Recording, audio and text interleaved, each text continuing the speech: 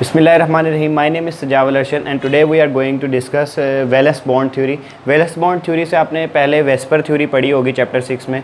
VSEPR theory में basically हम molecules की शेप्स को डिस्कस करते थे कि मॉलिक्यूल्स की शेप कैसी होती थी.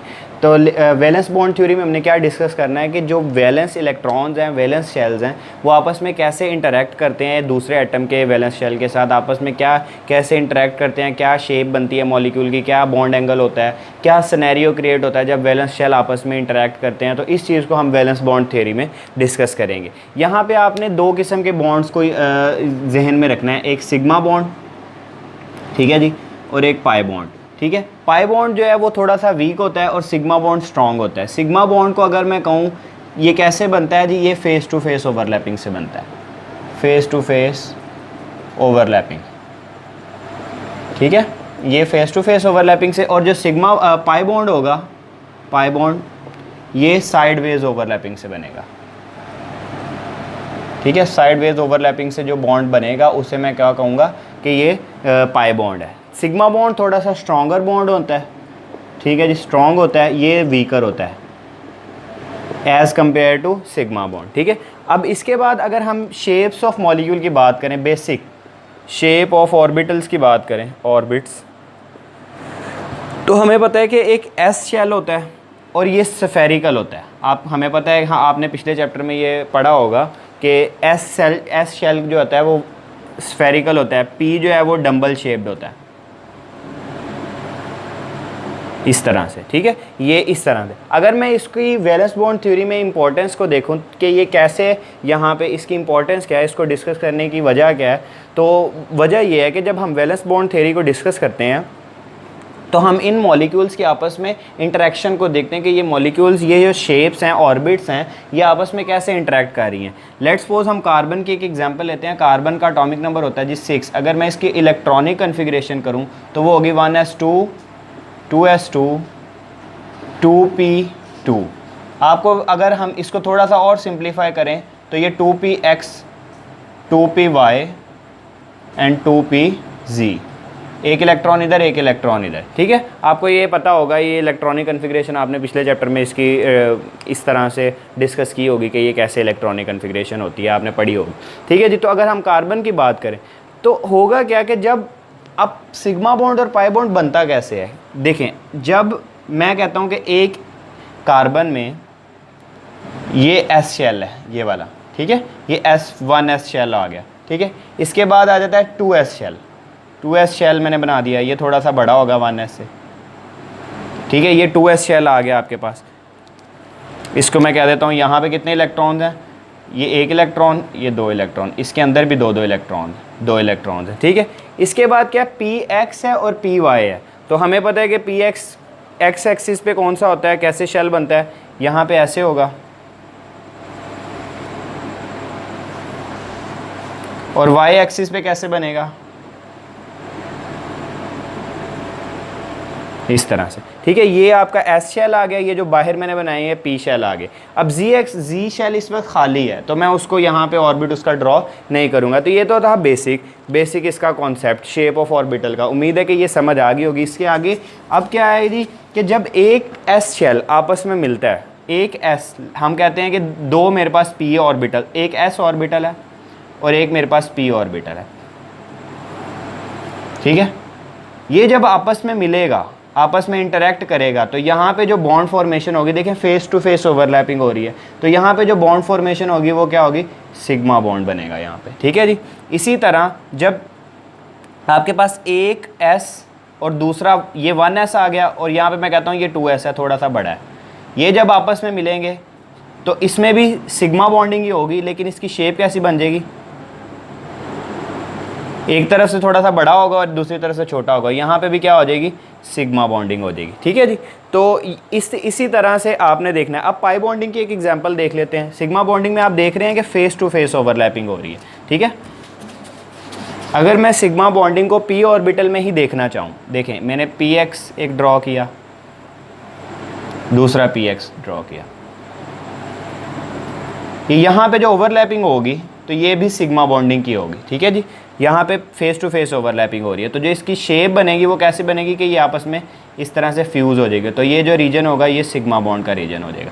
ठीक हो गया, तो ये तो आपकी होगी सिग्मा बॉन्डिंग। अब पाई बॉन्ड कैसे बनेगा ये देख लेते हैं। पाई बॉन्ड में क्या होगा कि साइडवेज ओवरलैपिंग होगी। एक वाई एक्सिस पे है मेरे पास पी शेल और दूसरा शेल भी। यहाँ पे देखें ये सेंटर में जो है ये मैं कहता हूँ ये इसके न्यूक्लियाई हैं, ये सेंटर में इसके न्यूक्लियाई हैं।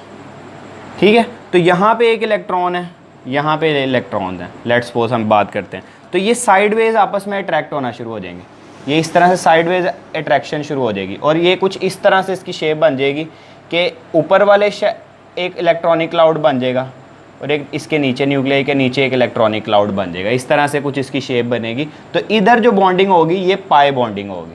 ठीक है, साइडवेज अप्रोचेस से जब हम बॉन्डिंग की बात करेंगे, साइडवेज ओवरलैपिंग जब होगी तो वो क्या होगी, सिग्मा पाई बॉन्डिंग होगी। ठीक है जी। इसी तरह जब जी एक्सिस की अगर बात करें तो वो कुछ इस तरह से होता है, इस तरह से, इस तरह से, मतलब थर्ड एक्सिस पे। ठीक है, जैसे अगर मैं आपको इन मार्कर से दिखाना चाहूँ तो ये जो आपका जो ये मार्कर है ये एक्स एक्सिस होगा, ये वाई एक्सिस होगा और ये वाला जो थर्ड, ये जो 3 डायमेंशनल मूव कर रहा है, ये जो बाहर निकला हुआ है ये जो है ना ये वाला, ठीक है, ये जी एक्सिस होगा। तो इस तरह से इसकी मूवमेंट होगी इलेक्ट्रॉन्स की। एक्स एक्सिस में ऐसे होगी, एक्स एक्सिस में ऐसे होगी, वाई एक्सिस में ऊपर से नीचे और जी एक्सिस में 3 डायमेंशनल में ऐसे मूवमेंट होगी इलेक्ट्रॉन की। तो ये मैंने जी एक्सिस यानी जो पी जी है इसको ड्रॉ किया है। इसमें भी इसी तरह यहाँ पे ये आपस में अट्रैक्शन हो जाएगी तो ऊपर भी एक शेल बन जाएगा, नीचे भी एक इलेक्ट्रॉनिक क्लाउड बन जाएगा और ये सेंटर में न्यूक्लिया है। ठीक है जी। तो ये तो थी शेप्स ऑफ ऑर्बिटल। आपको ये बताने का मकसद क्या था कि शेप्स ऑफ ऑर्बिट इस तरह से होती हैं। इसकी अगर आप एग्जांपल में अगर इसी की एक्सप्लेनेशन में देखूं वैलेंस बॉन्ड थ्योरी की, तो एक टॉपिक आता है हाइब्रिडाइजेशन। हाइब्रिडाइजेशन, हाइब्रिडाइजेशन क्या होती है आप लोगों को पता हो, आपने गाड़ियाँ देखी होंगी आजकल, हाइब्रिड गाड़ियाँ, वो उनमें क्या होता है कि दोनों काम हो रहे होते हैं। पेट्रोल पे भी वो गाड़ी चल रही होती है और उसके पेट्रोल के साथ साथ वो इलेक्ट्रिसिटी पे भी गाड़ी चल रही होती है। गाड़ी जो है वो इलेक्ट्रिसिटी खुद ही प्रोड्यूस कर रही होती है और खुद ही उस पर चल रही होती है। ठीक है, तो हाइब्रिडाइजेशन, ये बात करने का मकसद क्या है कि हाइब्रिडाइजेशन में भी क्या होगा कि 2 शेल्स जो हैं वो पहले से मौजूद होंगे, वो आपस में मिलेंगे और वो एक नया ऑर्बिटल बना देंगे जिसे हम कहेंगे हाइब्रिड ऑर्बिटल। हाइब्रिड ऑर्बिटल, ठीक है जी। यहाँ पे नए ऑर्बिटल्स की फॉर्मेशन होगी जिसे हम क्या कहेंगे, हाइब्रिड ऑर्बिटल। ठीक है जी। अच्छा जी, अब हम डिस्कस करने लगे हैं हाइब्रिडाइजेशन को। हाइब्रिडाइजेशन की अगर स्टेटमेंट जो आपकी बुक में लिखी हुई है वो क्या है कि 2 ऑर्बिटल्स जो हैं वो आपस में इंटरमिक्स होते हैं और वो एक नया ऑर्बिटल बना देते हैं, हाइब्रिड ऑर्बिटल हम उसे कहते हैं। नए जो बनने वाला ऑर्बिट होता है उसे हम कहते हैं हाइब्रिड ऑर्बिटल। लेट्स सपोज हम एक एग्जांपल देखते हैं कि अगर एक मेरे पास एस शेल है, ठीक है, और एक मेरे पास पी है, तो जब ये एस है और ये मैं कहता हूँ ये पी एक्स है, जब ये आपस में मिलेगा तो ये क्या एक इस तरह से इसकी शेप बन जाएगी कि एक तरफ एस हो जाएगा और दूसरी तरफ इसका पी ऑर्बिटल हो जाएगा। इस तरह से इसकी कुछ शेप बन जाएगी, यानी कि इसमें जो एस करैक्टर है और पी करैक्टर है वो आपस में इंटरमिक्स करके एक नया ऑर्बिटल, इन्होंने ऑर्बिट की एक नई शेप, ऑर्बिटल की एक नई शेप बना दी है। इस ऑर्बिटल को मैं क्या कहूँगा, ये एक हाइब्रिड ऑर्बिटल है। ठीक है जी, हाइब्रिड ऑर्बिटल, ये एक हाइब्रिड ऑर्बिटल है। ठीक है जी, हाइब्रिड ऑर्बिटल बन गया 2 प्री एग्जिस्टिंग ऑर्बिट्स के मिलने से। हाइब्रिडाइजेशन का कॉन्सेप्ट यही है। ठीक है, इसी तरह जब पी एस और पी आपको समझ में आ गया, अब जो हाइब्रिडाइजेशन है वो आपकी बुक में एस पी हाइब्रिडाइजेशन दी हुई है, एस पी 2 हाइब्रिडाइजेशन दी हुई है और एस पी 3 हाइब्रिडाइजेशन दी हुई है। इसमें देखेंगे तो एस करैक्टर 50% होगा और इसमें पी करैक्टर 50% होगा, 50-50। अब 2 पी आ गए हैं तो 66% जो है वो पी करैक्टर होगा इधर इन बनने वाले ऑर्बिट्स में, और एस करैक्टर जो होगा वो कितना होगा, 33%।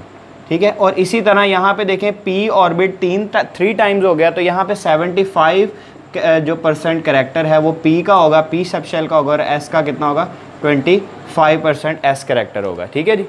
अब ये देखें ये एस पी हाइब्रिडाइजेशन की बात होगी। अगर इसी तरह अगर मैं एस पी 2 हाइब्रिडाइजेशन की बात करूँ तो ये देखें ये एस पी शेल है।